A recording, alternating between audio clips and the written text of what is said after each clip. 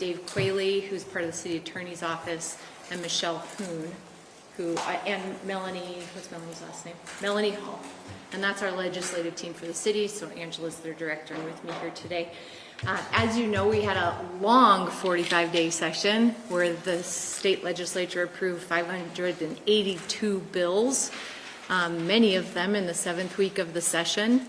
And in some cases, bills didn't go through. In other cases, they did, and sometimes we were happy, and other times we were displeased. So I'm here to try to unpack those with you. We'll get to Q&A in just a minute, but I want to be able to talk about the good, the bad, and the ugly.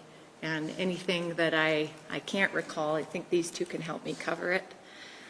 We also had some transformational wins this session that I honestly think has been dramatically underreported on and not received enough attention at all. And that's with Senate Bill 26, which is the Housing and Transit Reinvestment Zone amendments that went through. We can talk a little bit more about it in depth later, but this allows Salt Lake City and Salt Lake County to make major investments in our top tourism asset, the Salt Palace.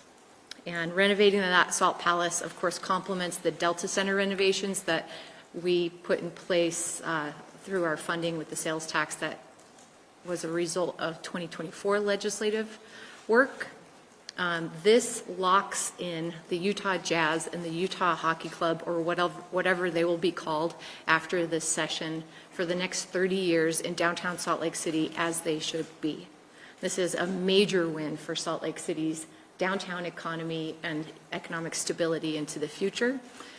And that was a major bill that we negotiated a lot and worked on.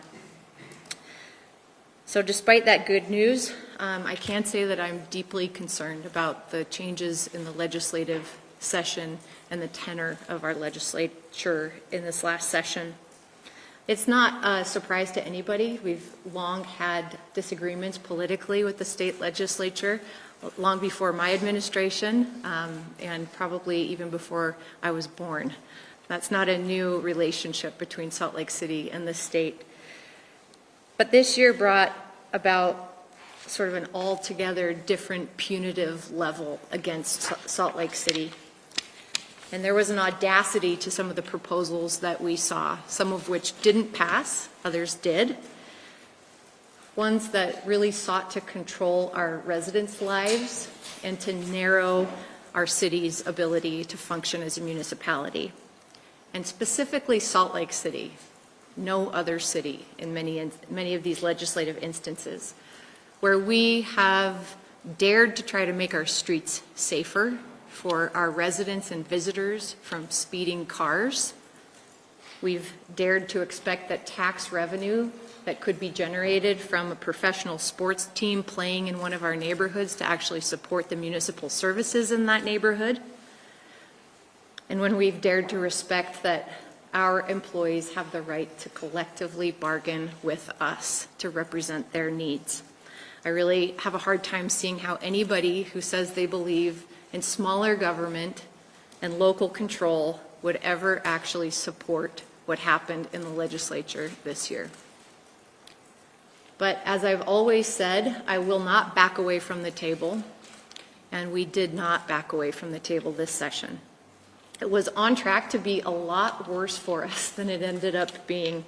Our team up there did an extraordinary job, and they negotiated for our city's values and priorities on hundreds of bills, even when sometimes the bills were drafted and introduced and sometimes even voted on in near darkness. Salt Lake City's legislative affairs team tracked 345 bills and 523 substitutions. This is a 23% increase in bills that we tracked over 2024 session.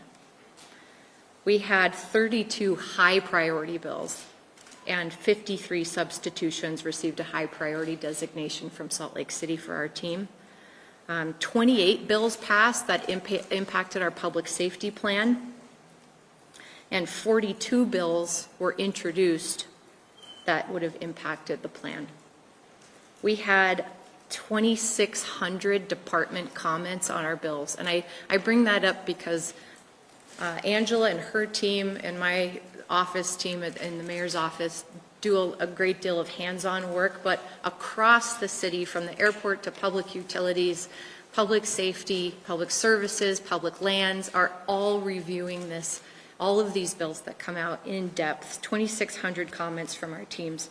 And lastly, for numbers, I wanted to let you know that there's 253 bills with a fiscal impact that our finance department reviewed, and 126 that had an expense impact on the city, 83 with a revenue impact, and 26 that had both a revenue and expense impact.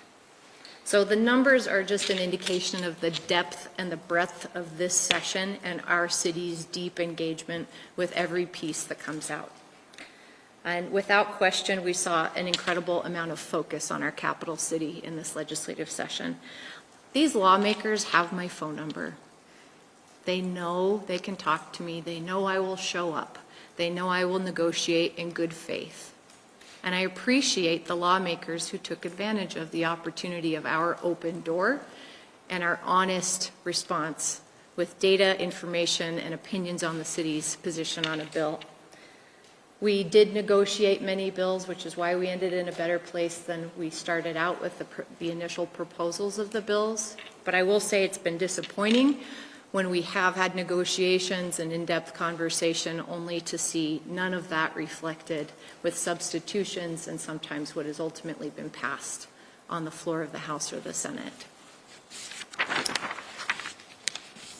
I just want to say it again, that being at the table is a principle, and it is our approach to always stay at the table. That is hard work. That is hard work, and our team did a fantastic job. Anytime that there is legislation that runs counter to the values of our city and our residents, I will fight that every single time. And it was a long 45 days for us. So I want to thank you. I know you had a lot to do with the 45-day session and digging in deep to help our residents be aware. Thanks for taking the time to show up today, and let's dig in with questions. If the flag bill is signed by the governor, do you intend to sue over it? Our attorneys are evaluating that right now. My hope and my encouragement from my lips to God's ears is that Governor Cox will veto HB 77. It is not reflective of the values of this community, of our capital city, and I think of many of the businesses who choose to locate here because of the welcoming and inclusive culture of Salt Lake City. We are an asset to the state of Utah because of our welcoming position to diversity and LGBTQIA rights. Do you think it could, if Cox does pass it, impact the Salt Lake City and Park City chances keep that down? I think there's a strong track record of bills that have changed the outcome of locations of major sporting events and major conventions. We've seen that locally, and there's evidence of it across the country. So is that a yes? I think it would be harmful to our effort to retain Sundance. Why do you think this year is so different? I think the last time we saw an egregious law passed in the fourth bill, the first iteration of that. Why was this year so different? So much maneuvering to assert control over Salt Lake City? You know, I think that I actually agree with Bob Gerke on his narrative a week or two ago that they've been working, the legislature has been wrangling increased power since Greg Hughes' time, in my opinion, and has on an annual basis been passing or changing their ability to influence what happens in municipalities, what rights our citizens have to raise their voices. And but I do think that this has been gradually escalating power. So I'm not particularly surprised, although I think that this pendulum swing of how far they're willing to go was farther this year than I've ever seen. And I don't believe it's reflective of I know it's not reflective of Salt Lakers, and I actually don't believe it's reflective of the state's desires at the community level. Is it a political climate thing? Is it the Olympics are coming here? Is it just the legislature's taking more interest in how the capital cities run? Like, what is it? It is all of that. Let's talk about those three. It is a political climate issue, in my opinion. There's a federal political overlay. There is a divided America. There is a lot of attention on Salt Lake City and growth happening here, from the addition of our Utah Hockey Club to the assurance of the 2034 Olympic and Paralympic Winter Games, our doubling downtown population, our strongest economic recovery coming out of the pandemic in the nation. Salt Lake City is strong, and there's a lot of good growth that's happening here. And I think that the state wants to benefit and be a part of some of those growth conversations that they weren't necessarily aligned to participate in originally. And there was a third part that you brought up. Maybe it was the Olympics, actually. I don't even know what I said. Political. Was it the Olympics? Yeah. Yeah. Yeah. Well, I just going to argue, especially in the transportation bill, that this is about more than just being Salt Lake City or picking on Salt Lake City. That it's because everybody comes into the city, that they have to respond to these complaints from people who don't necessarily live in the city. But they're impacted by, say, road construction projects or, things that tie up traffic. That was the justification, at least I was told, for, some of this transportation bill. What's your response to that? Well, the transportation is an omnibus bill, so there's a lot of parts of it, and I don't want to speak to the whole bill. Let me speak to the parts that are specific to Salt Lake City and only about us. To the same growth that we just talked about in the last question, for example, we had Dominion and Salt Lake City both taking a lot of time to work on Second South for a massive reconstruction of Second South and the utilities that are underneath it. There was a lot of construction impacts on the downtown core from Second South alone over the course of a year. Certainly that has an impact on people coming in to visit, tourism in the downtown core. And those kind of projects are good for the state economy. They're great for the growth of the downtown. They can be annoying at the time. 21st South is another great example where the city has deferred maintenance on one of our key arterials in the city. And I'm done deferring maintenance, so we finally got this big bond through and we're repairing some of the big roads. It's painful to go through it. I get that. So I think that's a piece of the climate of appetite. So we're just wrapping up our $87 million streets bond in 2025. And so there has been a lot more major road construction projects because we finally put the money into it. But we also know that our number one request from our residents for infrastructure investment is traffic calming, year after year after year. And the complaint that lane reduction strategies, bike lane additions, or traffic calming measures are a hindrance to Salt Lakers' safety or air quality, all of which arguments were made by others up on the Hill, is not true, and it's actually not representative of the city. This is another instance in this legislative session where the state inserted itself, where local electeds are meant to lead. We are closest to our people. We know unequivocally that Salt Lakers want traffic calming methods, and we also know that our transportation team doesn't make those decisions in a vacuum. UDOT was a technical advisor on many, or possibly even most, I don't have the list in front of me, but they are a regular technical advisor on our traffic projects, and they are often a funder of these projects. So this notion that we're doing these things in a vacuum or without the consideration of traffic impacts on neighboring streets or traffic demand implications is not true. Can you live with what was passed as far as the transportation bill? I know that your office was heavily involved in negotiations, but Yes. ultimately they still get a lot of say They over do. what you do on your streets. Yes, most of the major projects that we have are able to go through. So the Fourth South Trail, Third West, 21st South, 21st Southeast will actually, which hasn't begun, will be part of the review process.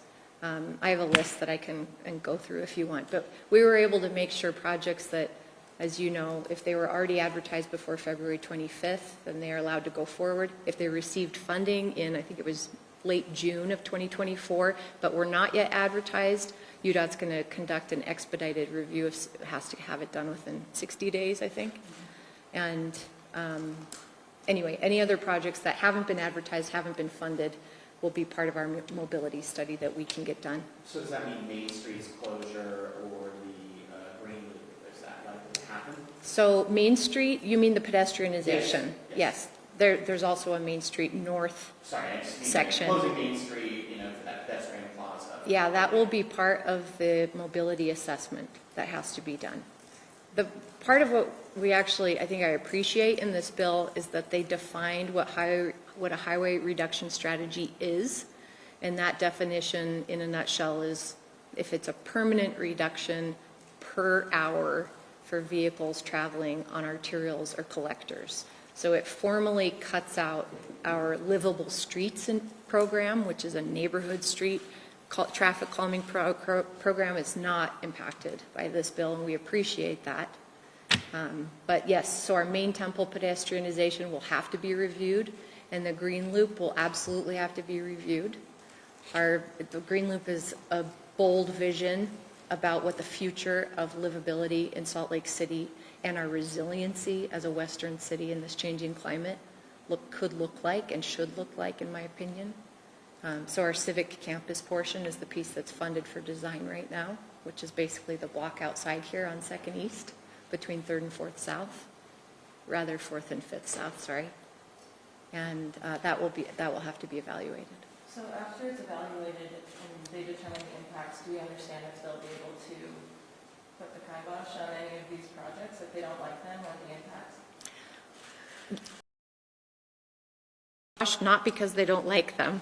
They're going to have to, part of what the bill also did was require that we work with UDOT to establish exactly what the metrics are that will be used to determine that evaluation. And we know a lot of them already because they're what we typically measure for, like vehicles per hour at peak demand periods, projected growth, et cetera. So I think that the bill did a good job of being very direct and prescriptive about how we can go through the process, and that we will know how we will be measured. And our transportation team, as I said, does these kind of evaluations on all of our projects anyway. So it's not an expansion of what we would typically do. We welcome partnering with UDOT, and I really want to say I'm grateful that we were able to remove any potential penalties from legislation like this and narrow the scope of it at least to east of I-15 and west of Foothill. Can we talk about, this is another transportation question. Can we talk about homelessness? Could you tell me your thoughts on how Snyder's bill ended up and how that will impact next steps for the permanent shelter on city-owned property? Yeah, so that's a big bill as well, and so I'll focus in on the public safety piece with DPS and then the eminent domain part if you'd like. I really appreciate Snyder for negotiating with us to remove the potential penalties or almost assured penalties of our mitigation funds and our BNC road funds. We have always, and we explicitly said it in our public safety plan that we released on January 16th, we want to work with DPS. We need to have these partnerships, and we need them to be strengthened, meaning they're going to look different than they have in the past, and we want that. So I've maintained that this bill was unnecessary to require that of us, and I think that's how we were able to get the bill sponsor to pull back on the punishment end of it. They know we want to do this. And I think that Chief Red is doing a great job right now already working with DPS to make sure that we we get the required agreements put in place in time. I don't remember, is it October off the top of my head? It's July, thanks. So that work's already starting. We went into the session with a goal of preventing a state takeover of our public safety. And we succeeded in maintaining that core municipal function in Salt Lake City. We welcome the partnership with DPS. We need the partnership with DPS. And the bill ended up removing also that sweeping language that would have allowed DPS to go into any city.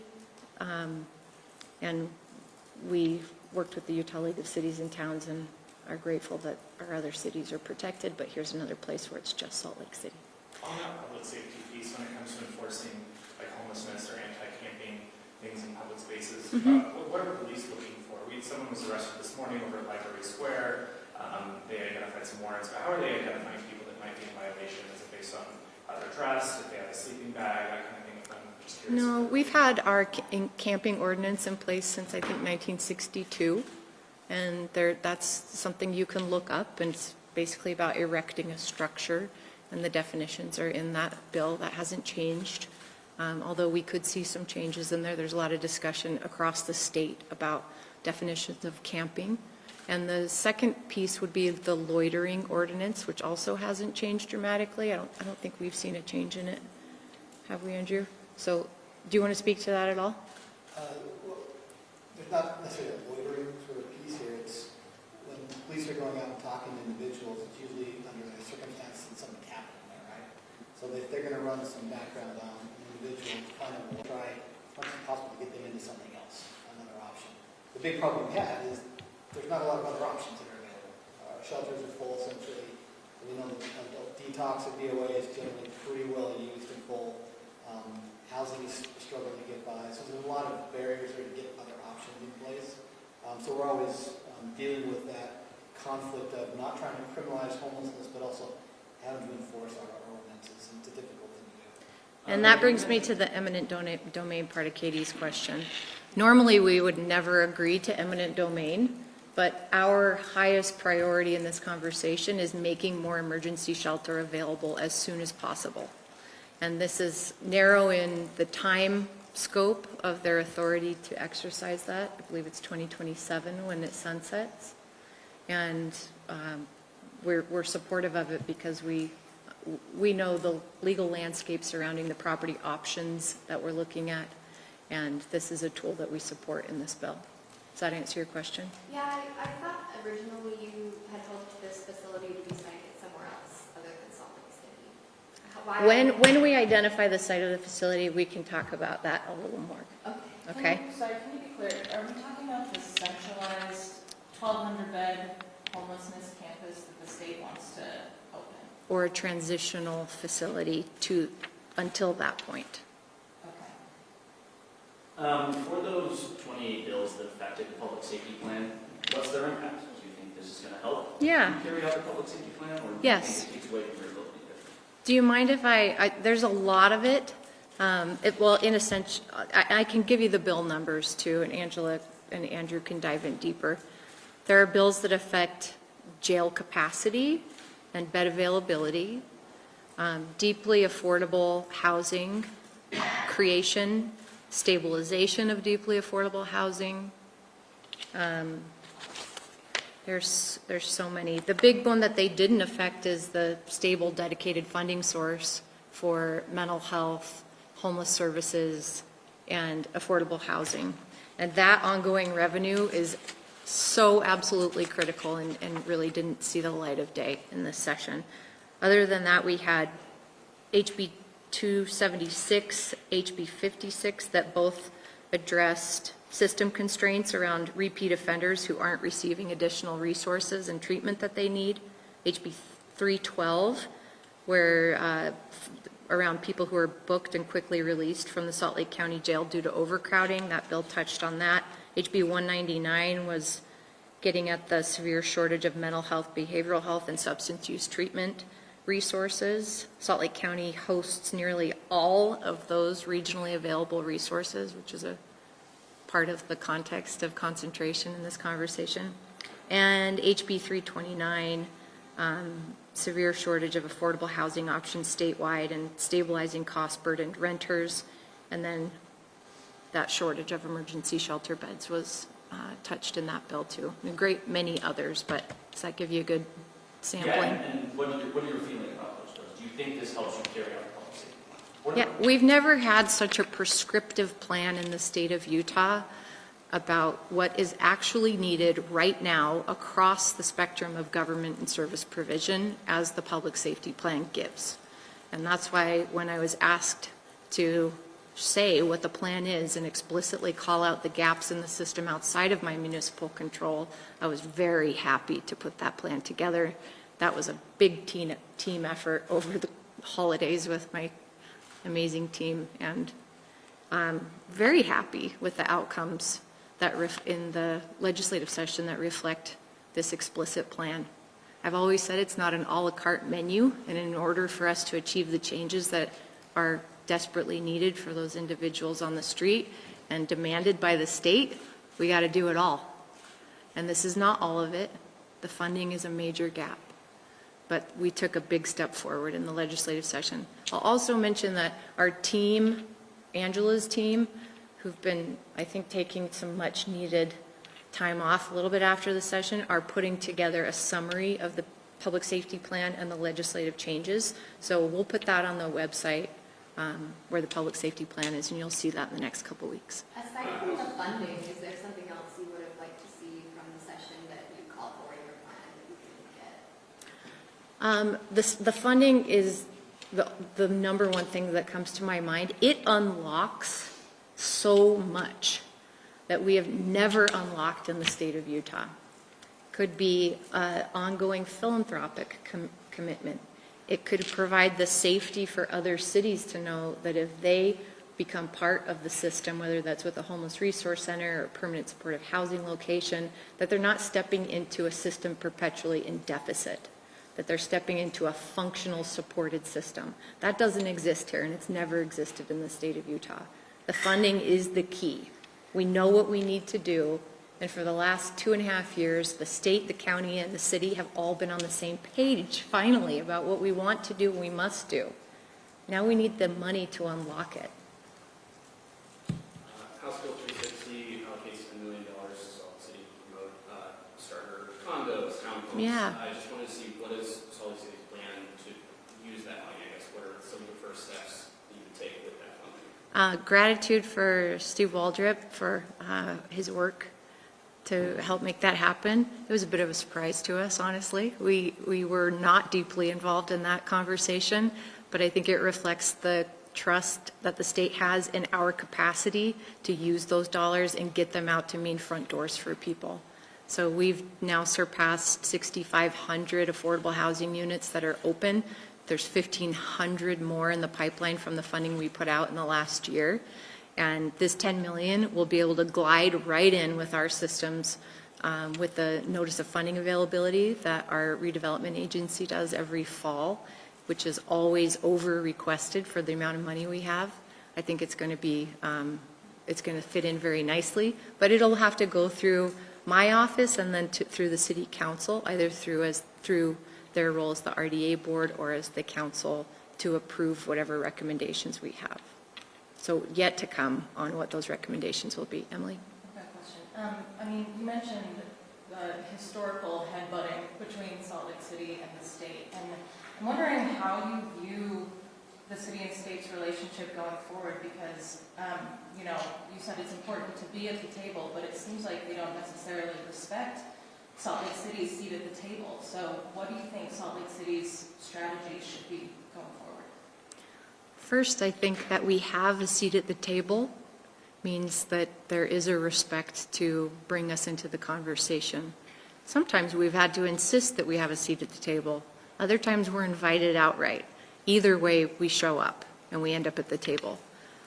Our voices are included in what you hear on the floor, often by the sponsor of the bills, that they've been working with Salt Lake City, or they know we have concerns here. They've changed their bill in that way.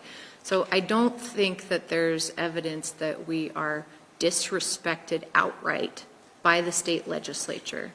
And yet, there is more arrows pointing toward the city than we have seen in my 12 years in City Hall during legislative sessions. I think that points back to, as I said earlier to Katie, there's a lot of good things happening in Salt Lake City that are going to stabilize not only the city, but the state and the region if they are successful going forward. Economically stabilizing, affordable housing expansion so people can actually live and work here.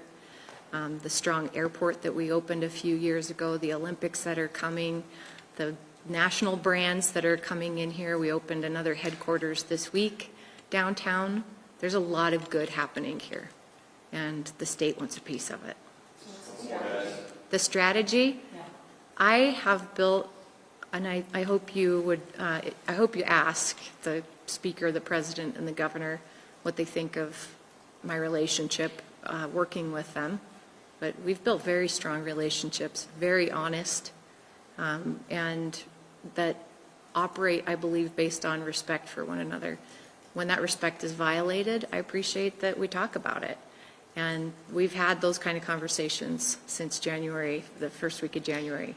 And I feel that I have a direct line to the leaders in the state to influence the legislation and the changes that they seek that impact our residents. And we're in a better position at the end of the session because of it. Earlier you said there were 250 bills that impose a cost of some kind on the city. Do you have a rough There's- figure for what this is going to cost the city to implement all the bills? So our finance team and our attorney's office are working through that right now. I don't have a total for you, but I think that's something we'll be able to get you. We build the budget at this time of the year also, so it's always something coming out of the session that we're evaluating so we can build a balanced budget that reflects unfunded mandates and things. I just don't have that dollar amount for you yet. How confident are you that you'll have the resources you need to pay those costs? I have always presented a balanced budget to the city council, and I will always do that. Mayor, can you give us What it takes to get there, I don't know just yet. We're in the 10th day of building the budget, and I'll present it the first Tuesday of May to the council. Okay? Can you give us a rough timeline on the eminent domain and the homeless campus site? Like, what's the timeline of when that will be announced? If I knew, I probably couldn't tell you, but I don't even know just yet. Anybody else? Fluoride, nothing? What are your thoughts on fluoride? Bummer, man. It's not good science, not good policy. What name do you want for the hockey team? Ooh, we're getting personal. I mean, you mentioned how it will change. I think I've come attached to the Utah Hockey Club. I did love the Yetis. I'll leave it at that. Yeah, Emily, real question. I don't know if you've seen this, but in Texas, a state that our Utah leaders really seem to admire, there is a bill going through their legislature to make Austin the District of Austin and have the state take control of their capital city. And they've cited a lot of similar concerns our state leaders have about Salt Lake, public safety and general whatever. Do you have any concern that our state legislature wants to take control of Salt Lake City and make it the District of Salt Lake City? I would say yes to the first part, no to the second part. Yes, there's all of the bills that we've talked about today, or most of them, are about the state exerting undue control. I would say imbalanced control over a municipal government. And we have seen that really starting since the Inland Port Bill in 2018. We've seen a few iterations of statewide necessity or statewide need expressed through control and takeover, whether that's municipal authority, funding, or a combination. Yes, we are seeing an increased appetite for the state to take over local control. And I'm grateful for our 270 plus cities and towns in the state who stand with us on opposing those measures. But am I worried about the state creating a district of, is that what your question is? I never eliminate any concern from my list of concerns, but that's not one that's currently on my mind. I take the bills as they come, and I work on the relationship as a whole. we don't just talk during those 45 days. And you know, I've told you all since 2020 when the pandemic started, you know, I call them when I'm going to make a decision that I think is going to irritate them and piss off the legislature. And I call them and give them a heads up because I respect them in their positions, and I would rather talk through it with them than have them read it in the headline you write and then text with their friends about it and not talk to me.